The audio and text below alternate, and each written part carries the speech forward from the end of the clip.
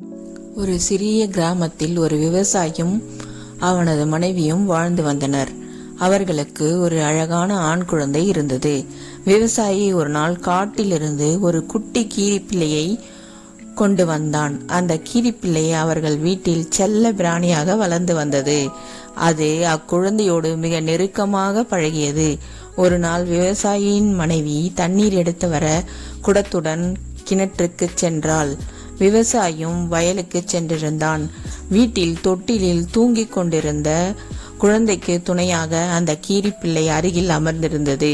விவசாயியின் மனைவி போகும் முன், கீரியே, குழந்தையை ஜாக்கிரதையாக பார்த்துக்கொள் என்று சொல்லிவிட்டு சென்றாள்.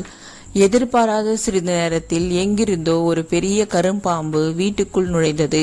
அது நேராக குழந்தை தூங்கிக் கொண்டிருந்த தொட்டிலை நோக்கி சென்றது. இதை பார்த்த கீரிப்பிள்ளை பதறியது.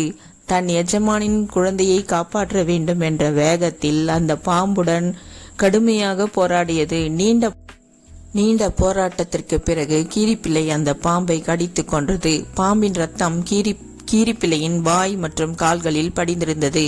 பாம்பை கொண்ட மகிழ்ச்சியில் தன் எஜமானி வருகிறாளா என்று பார்க்க கீரிப்பிள்ளை வாசலுக்கு ஓடிச் சென்றது. அப்பொழுது தண்ணீர் குடத்துடன் வீட்டிற்குள் நுழைந்த விவசாயியின் மனைவி வாசலில் இரத்த கரையுடன் நிற்கும் கீரியை கண்டாள். அவள் பதற்றத்தில் சரியாக யோசிக்கவில்லை.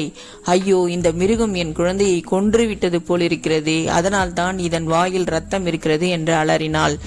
ஆத்திரத்திலும் அழுகையிலும் கையில் இருந்த கனமான தண்ணீர் குடத்தை அப்படியே அந்த கீரியின் மீது ஓங்கி வீசினாள். பாவம், அந்த வாயில்லா ஜீவன் அந்த இடத்திலேயே துடிதுடித்து இறந்தது. அலறிக்கொண்டே வீட்டுக்குள் ஓடியவள் அங்கே கண்ட காட்சி அவளை உறைய வைத்தது. குழந்தை தொட்டிலில் அமைதியாக தூங்கிக் கொண்டிருந்தது. அதன் அருகில் ஒரு பெரிய பாம்பு இறந்து கிடந்தது. அப்பொழுதுதான் அவளுக்கு உண்மை புரிந்தது. தன் குழந்தையை காப்பாற்றிய கீரியை தான் அவசரப்பட்டு கொன்று விட்டோமே என்று கதறி அழுதாள். ஆனால் இழந்த உயிர் மீண்டும் வராது அல்லவா?